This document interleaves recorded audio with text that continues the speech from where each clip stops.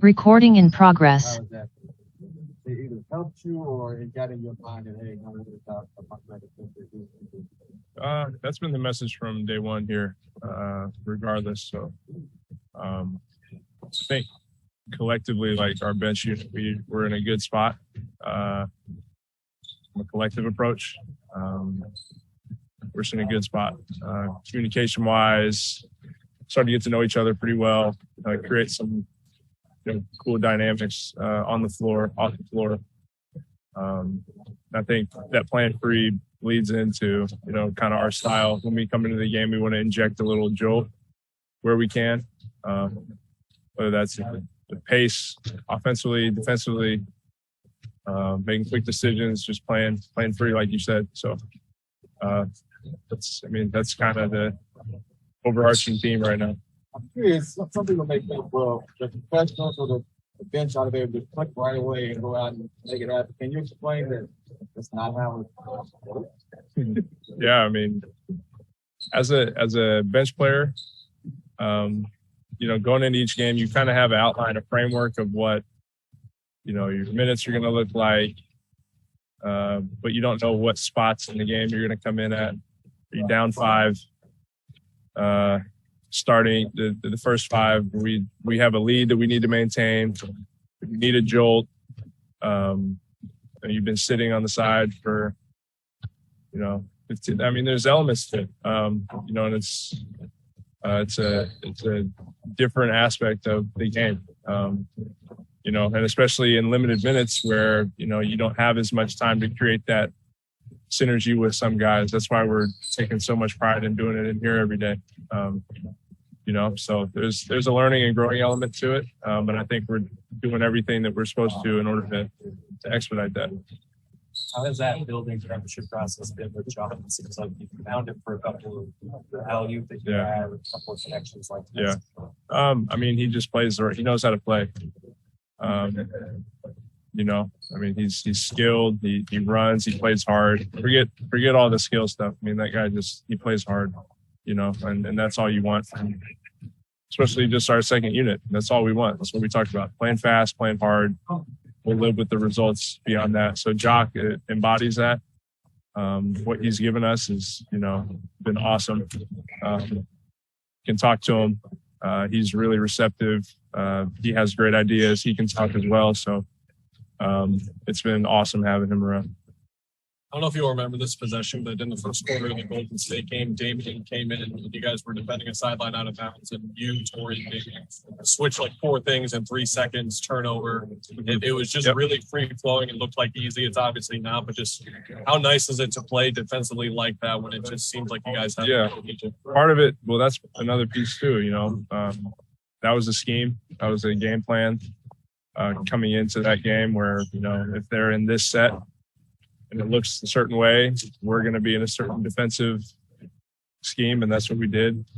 Being able to recognize it, talk it out early, get guys where they need to be in order to put us in a position. So part of that is just, when you're not in the game on the side, paying attention, seeing have they gone to that yet.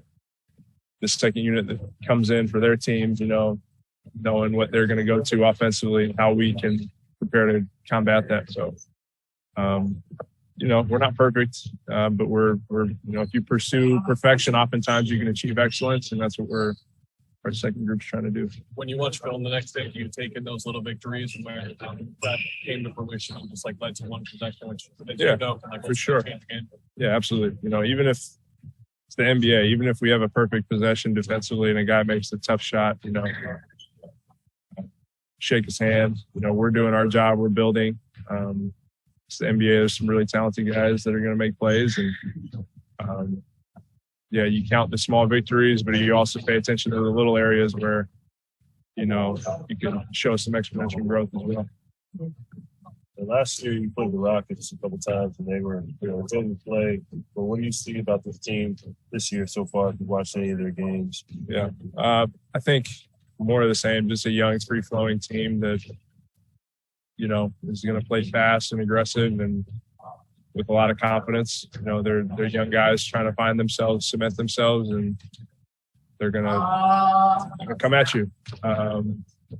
you know, you're gonna have to guard multiple moves in an ISO. You know, they like to pound it and you know, handle the ball and play one-on-one. So I'll be prepared to guard there, guard in transition, and the offensive rebound really, really well.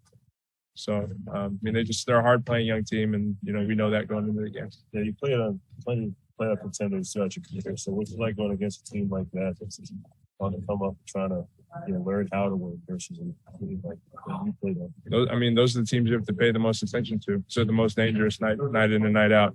You know, it's when you're on a fringe team. You know, you kind of sometimes people don't realize you can play a little freer. The feeling is sometimes you don't have as much to lose. You know, it adds a different element. No disrespect to them at all, but you know that it is respecting them, knowing that they're very capable.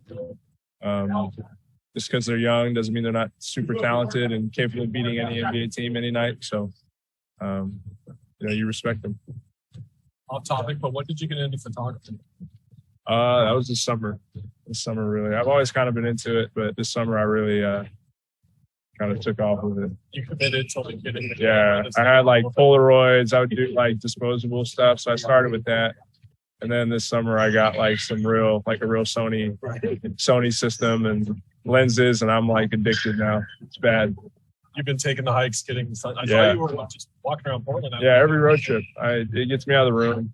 It's nice, man. It's because y'all know how it is. You go on the road, you visit all these cities, and you end up just sitting in a hotel room for the whole day. It's like, man, like people were like, "Oh, it must be awesome getting to travel." I'm like, yeah, I sit in the hotel a lot, but so it's good. It gets me out of the room. And with 10 years from now, when you're talking about your career, you're gonna have photos. I'm gonna have some publishings and have a couple books published. Hopefully, I love it. It's cool, man.